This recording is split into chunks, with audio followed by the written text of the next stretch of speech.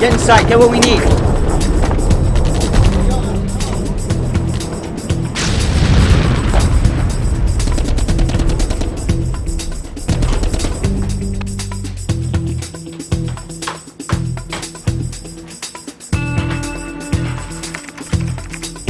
And this is this week's Closet Classic.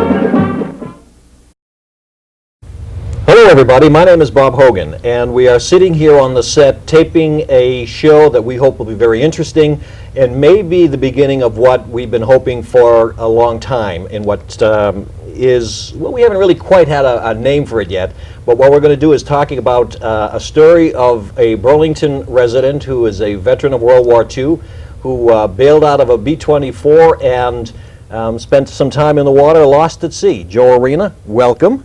Thank you. For those folks who don't know Joe, and I don't know if anybody in town who's been here more than a couple of years who don't, Joe has spent 20 years on the Burlington Housing Authority, worked for the state for 30 years as a civil engineer, am I correct? Yeah. Right, and as a proud World War II veteran. You were recalled twice, you said. Berlin for the airlift? For the airlift, which I spent in Washington Uh-huh. as a communications officer. Uh-huh. And then you were also recalled during the Korean War. Yes, And where did you serve there? in Alaska. Okay. This show will probably air over the next couple of weeks. As we're sitting here next week, which is the date that we're going to talk about, is going to be your birthday. You'll be 81 years old. Yes. Congratulations for getting this far.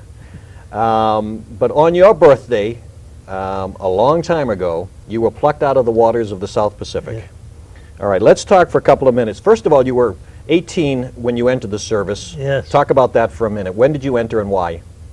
Well, the war broke out December 7th, and in those days, we all felt it was our duty to get in as quick as possible, and by the 11th, they had accepted me. And your specialty was, when you went in the service, what did you go in to do? I went in as an air cadet. Okay. You became an officer, Yes, and you were assigned to the B-24s. yes. Let's talk for a couple of minutes about B-24s, because I'm not sure many people really are aware of the B-24s. They're a little different plane than most of us are aware of. How many men were on the B-24? Usually 10. And it was a split-wing airplane that It was a high-wing airplane. and carried up as much as what, 8,000 pounds of armament? More like 5. 5,000. Now that's, and part of the story today is the weight of the airplane Yeah. when it was flown back to Tinian Island after you guys thought it was going to crash. The B-24 supposedly was a very durable airplane, even though it was shot up pretty good. All right. There are some slides that we have. You'll see some pictures of some B-24s going up there. Its wingspan was over 1,000 square feet. We do have one picture. There it is. It's up there right now. That's the B-24. You can see the split wing in the back. 4 engines, crew of 10. It was about 64 feet long, and from the ground up, it's 19 feet. Cruising speed was 175 miles an hour. Its maximum speed was 300 miles an hour. And it could travel empty almost 5,000 miles. Yes. And at the time, it was one of the few planes that could make that distance. Right. Doolittle went in a B-25 in his raid to Japan. Japan. Yeah. Yes. So it was the sister ship of the B-24s, and it could go up almost 32,000 feet. It was one of the few planes that could even make that altitude at that time. Correct? Well, we did that with oxygen. But most times our bombing runs were at about 12,000. Yeah. See, there was a photo there about how long the B-24 is. The mission in June of 1945 that you guys were on, that was what, your fourth or fifth? Fourth flight. You guys took a pretty good licking every time you went up. Well, the first mission, the co-pilot got his leg shot off. Second and third mission, we get hit, but not drastically. The fourth mission is when we really get hit. Okay. What was the mission that day? Marcus Island. Marcus Island. Now, where were you stationed? Were you on Tinian Island? No, we were at Guam. You were at Guam. And it was about a 15-hour mission, getting to the target and back. Okay. You went out on June 19th when you got hit. Talk about, you're sitting in there, you're the bombardier, you're a lieutenant. On board is a different co-pilot, because as you said, the original co-pilot was injured. He lost his leg. And you had a photographer on board. Talk about what was going on when you got hit and who made the decision to bail out. Okay. Well, the target was Marcus, and as we approached Marcus, the Japanese Marines threw up the anti-aircraft. And the sky became black with the anti-aircraft, and 3 of the engines were hit. 2 of them hit real bad. And we dropped the bombs and we headed away from the target, and the nearest land was several hundred miles away.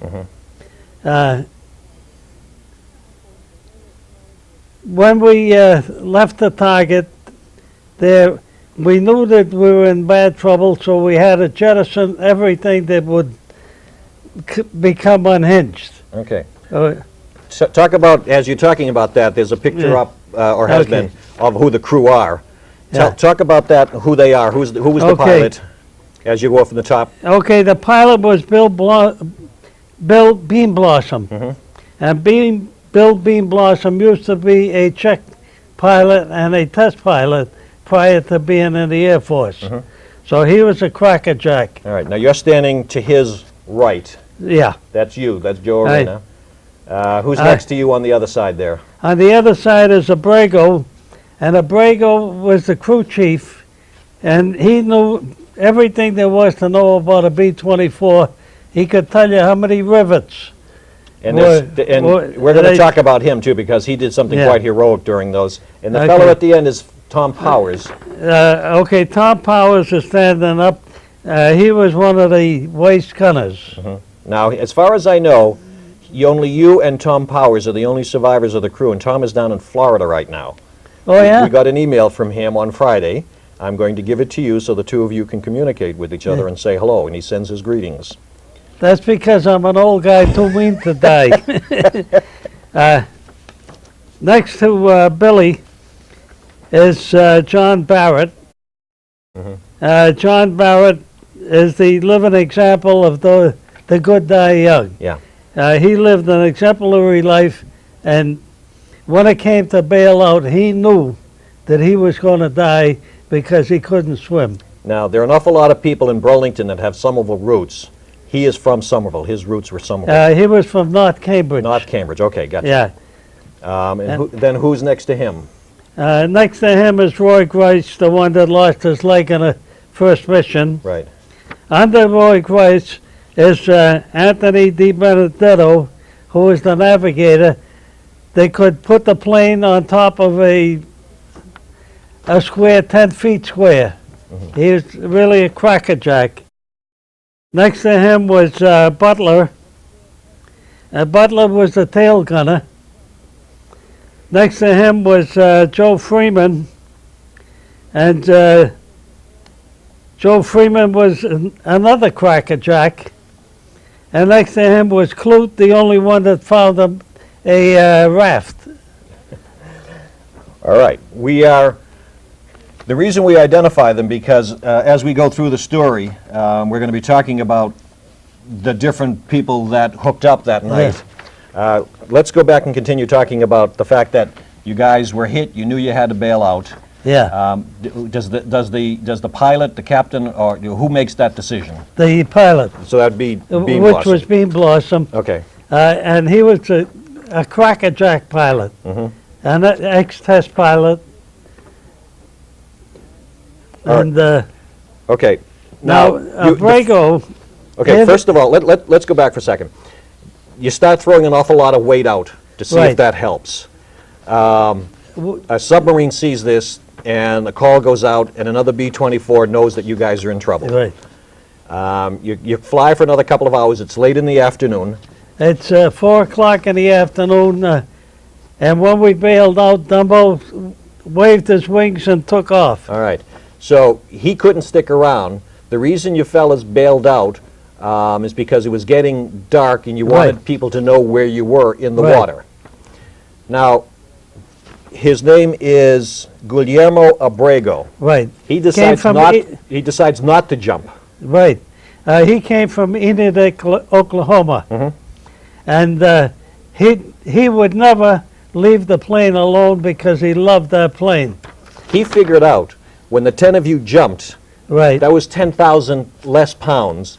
He calculated how much fuel at the less weight could get him 600 miles to Tinian Island. right. He stayed on board. He wasn't a pilot, No, but he stayed on board to bring the plane back. he actually hid in a compartment under the flight deck, and everybody else had bailed out. Then he made himself known and sat in the pilot seat and took the plane home. Right. Unfortunately, when it was 11 o'clock at night, it was dark. The way the fields were lit up, he wasn't able to tell which one of the fields was Yeah. for the larger airplane. Yeah. He picked the one that was for the short fighter planes, and unfortunately crashed and wasn't able to tell the story of what happened. Right. When the Navy people on board Tinian went into the plane, they didn't find anybody. He was thrown from the plane. For 2 days, they didn't know where it came from or who Yeah. was responsible, because for 2 days, you guys were on a submarine. And he had used up every drop of gas too. Yeah, it was empty. Yeah, And for a while, they had no clue as to what was going on. yeah. All right, you guys are in the water from 4 o'clock on the 19th, 19th. all night long. Yeah. Are you talking to each other? Did you know where each other were? We had whistles on our May West. And What's a May West? beg pardon? What's a May West? Oh, that's like a jacket, but it inflates when you pull the strings. Okay. And everybody had whistles and mirrors on. For reflecting. Yeah. During the night, I kept blowing my whistle, and I could hear somebody blowing there. And finally, I went into Pappy Davis during the night. Now, he's the co-pilot who was taking over from Right. Grice. And Clute was the only one that ended up with a raft. Right. Now, were you and Lieutenant Davis the last people to talk to Barrett? He was off in the distance, wasn't he? He was off, we could hear his whistle blowing, but we couldn't see him. Yeah. He was also never recovered Yeah. because No. his body sank Well, during the recovery. When the sub picked us up, they saw his body floating off in a distance, and by the time they got to him, he had sunk. One of the things that makes this story rather interesting is in the process of gathering this information, someone who was aboard the USS Seafox remembered that I don't know if you folks remember the Victory at Sea series that used to be on. There was a photographer on board. We have about 8 minutes of footage of Joe and his other crewmates in the water being rescued by crew members of the USS Seafox. That's going to go up now on the screen, and Joe, you and I are going to talk for a couple of minutes because you're one of the first people that they actually pull out of the water here. So if we could start running that tape, Joe and I are going to continue to talk about the events. Tom Powers, who's the feller who's living in Florida, his May West wasn't working, was it? Or did he not have it at all, and he was treading water all night?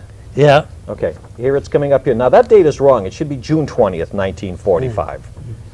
But what you're going to see here is actual footage taken on the deck of the U.S. Sea Fox.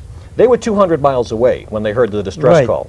Now, the captain, Clinker, Captain Roy Clicker. yeah, that's a Dumbo. That was one of the search Yeah. planes. He turned the submarine and went to the area, even though he wasn't required to do so, to try to pick you Yeah. guys up.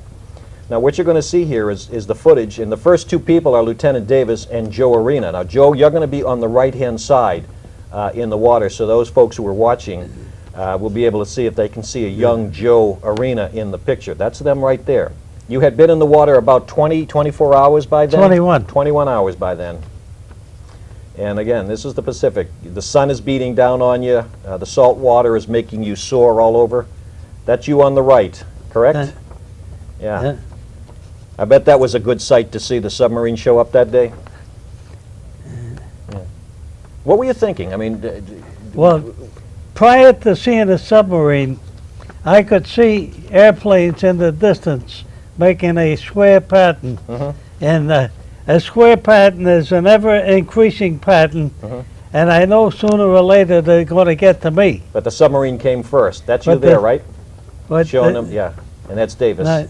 while I was watching the planes make their pattern, Yeah. I took out my mirror and was trying to get the reflection to the planes. And the next thing I knew, when I turned my head backwards, there was the submarine. Is that Cluth? That's Clute. He's the only one that actually found. Now, who threw out the life rafts? Did they come from your plane or from From our plane. your plane? Okay. So he Now, was in good shape through the night. the skipper of the submarine said that we had drifted 14 miles during a period from the time we jumped until he picked us up. Well, these are all very young men at the time.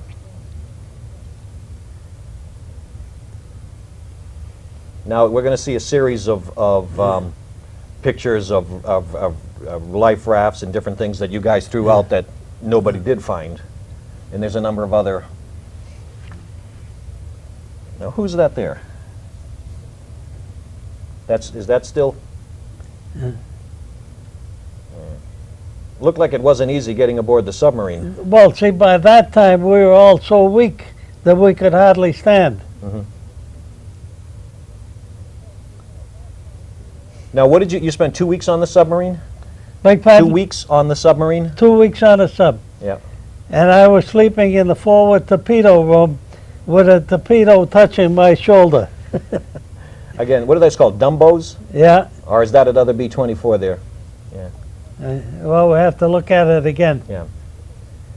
Looks like it's going to come by again. Now, how long after you were picked up was the last rescue made? How much time had passed? I would say that within an hour and a half. Okay, there's some more here. That was somebody's parachute. That was not a raft. Oh.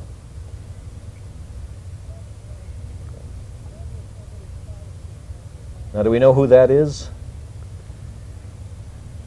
Let me- It's hard to tell with that. That looked like Tony DiBenedetto. I was just going to ask, looking at this picture, if that was him or not. Yeah. At 23, were you the oldest of the crew, Uh, or was the pilot? no, Bill was the oldest because he had been a test pilot Uh-huh. in civilian life for a long time. Now, you said that Bean Blossom's daughter was one of the original Mickey Mouseketeers on Right, Mickey one Mouse of the Club. Musketeers. Interesting. Yeah, see, there's an empty raft that none of Yeah. you has ever ended up picking up. And we're not going to be showing any. Is that the Navy or any of you guys hold standing watch? Yes. Did you guys stand watch? Oh, yeah. What we did on the sub there, every so often we would have gunnery practice, the B-24 crew against the submarine crew. How'd you do? We beat them. There's some more.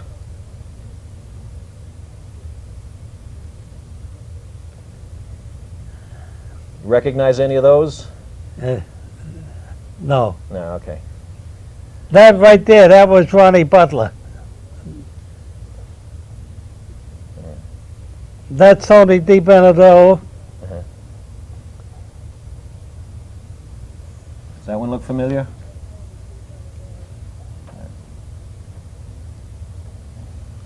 That's a long time ago. Yeah.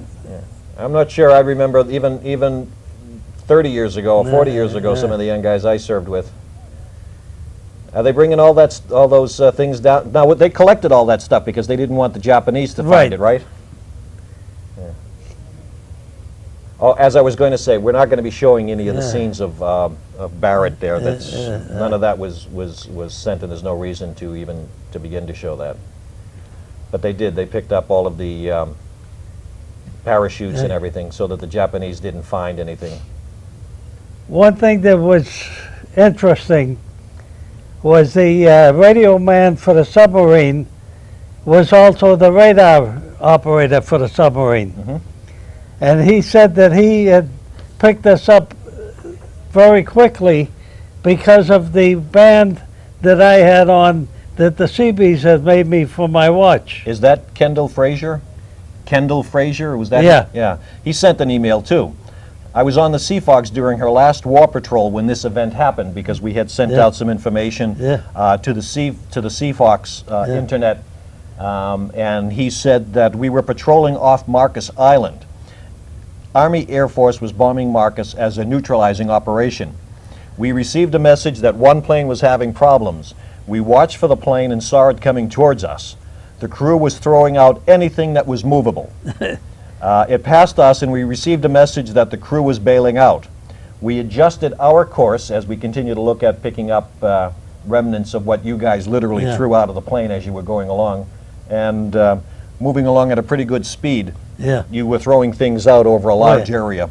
Every turret that we could break away from the plane, we threw out. The belly turret, the rear turret, the nose turret. Again, Kendall goes on to say that we adjusted our course to follow the course of the plane. We went out of our patrol area. The following day, we got a position of the airmen. When we arrived, we started picking them up. We picked up 9 alive and left one that was dead that we know is Barrett. We knew that one man flew the plane back, didn't know until afterwards that he crashed and died. We returned the flyers. You went back to Guam, he says. Right. Well, they took us to Saipan. Then from Saipan, we went back to our base in Guam. But when we get back to our base in Guam, the rest of the squadron had already left, and they were up in Okinawa. Okay. As we finish watching the last few seconds of the recovery here, and again, this was terrific that this was sent to us from, I believe it was Kendall himself that had a copy of this. This was wonderful to see, and it was so exciting to get this, to find out that, you know, your war records never indicated that you had to bail out and was rescued by the submarine. So what we started doing is we started doing some investigating through the Department of Defense to find out if we could get your records clarified. And then we started coming across all of this information, who the crew is, some of the folks from the Sea Fox, and then to get this wonderful video was very exciting. Again, Guillermo Abrego, there was an attempt to get the Medal of Honor for him. Yes. For trying to save the airplane. Right. Unfortunately, that didn't happen. Was he awarded anything for his efforts on behalf of... There are still in the works to get him a medal, not quite as high as the Medal of Honor, but... Distinguished Flying Cross or something like that? Yeah. And right now it's still in the works, and it's being handled by the 11th Bomb Group. That's who you were stationed with, the 11th Bomb Group? Yes. All right. Again, Joe was modest, and he hesitated for a while when I asked if we wanted to do this. But I thought this was such a wonderful story that it was important for people to understand that in Burlington are men like Joe who, in a moment of time, had a very heroic event and a wonderful story to tell that shouldn't be lost, should be retold and remembered by people. It was your 20th birthday on 23rd birthday on June 20th, 1945, the day we saw these pictures when you were plucked out of the... Pretty good birthday gift. That was the best gift I ever got. Yeah. All right. And again, on the 20th of June 2003, Yeah. which would, by the time some folks see this, may have already passed, Yeah. you'll be 81 years old. Yeah. We want to thank you for your service to the country and for all the things you've done in Burlington. Again, 20 years on the Burlington Housing Authority. Yeah. You were a town meeting member before that. Yes. All right, so a lot of people know who Joe Arena is. What we're going to do also is we're going to maybe send a copy of this to Tom Powers down in Florida. We have his address, to Kendall, and hopefully they'll enjoy seeing you and Right. knowing that they were remembered on this show here in Right. Burlington on this particular day. So thank you for coming and allowing us Right. to tell this story. We hope to have this story and others being told on a regular basis, because there are a lot of veterans in Burlington that have wonderful stories, not only about what they did when they were young men in the military, but having lived their lives and raised families and been an important part of this community over the years. So thank you, Joe. Thank you, folks, for looking in, and we hopefully will do more of these in the future. But we wanted to do this one because it was so interesting as a first. Thank you very much. Thank you for having me. Thank you, Joe.